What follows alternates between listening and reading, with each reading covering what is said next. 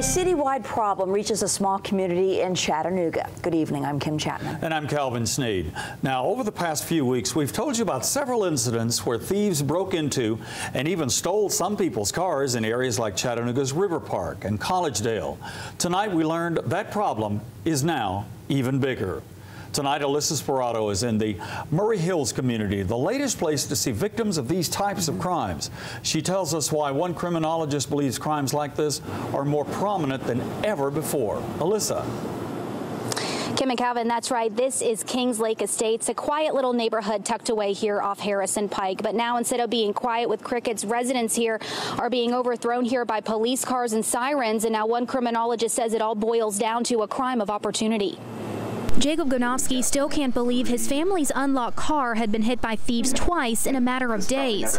Right now, I'm still in disbelief how casual they are about it, but something spooked them right there. That was July 20th. Fast forward 5 days, the Gonofsky family is faced with the same problem again. Their neighbors, victims, the same night. I guess the keys had been left in a bag there and got put into the car, and someone was just prowling around and noticed that the keys were in it and took advantage of it. This SUV parked just a few doors down, now gone. We chose this area because, you know, it's kind of one way in, one way out kind of deal. It's safe, it's convenient to everywhere. For Hampton and his neighbors, it's an unlikely crime in an unlikely neighborhood. The literature says that during the month of July and August is where most crime happens. Arlie Tagayuna is a criminologist at Lee University. He says despite repeated warnings from police to lock your cars and hide your valuables,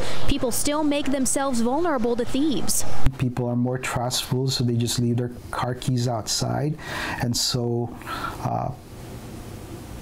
motivated offenders are more likely to break into these cars. Tagayuna calls it the routine activities theory and says the size of the police force can play a factor in neighborhood crime. Police officers, if they are not likely to patrol these neighborhoods, they're less likely to be able to see what's going on, and so the motivated offenders are more likely to victimize these areas. And Chattanooga police tell us within the last 2 weeks, they've responded to 2 incidences specifically here in this neighborhood, but they also broadened it out about a fourth a mile out of this neighborhood. And from, I believe, from July 15th to the 26th, they had about 6 reported incidents. Now, in one of those incidences that happened here on July 20th in this neighborhood, 3 juveniles were arrested. Reporting live in Chattanooga, Alyssa Sperato, News Channel 9. Alyssa, thank you. Chattanooga police say just last month, 125 cars were stolen, bringing the year's total to 660. They say 35% of those stolen had keys in the car. The man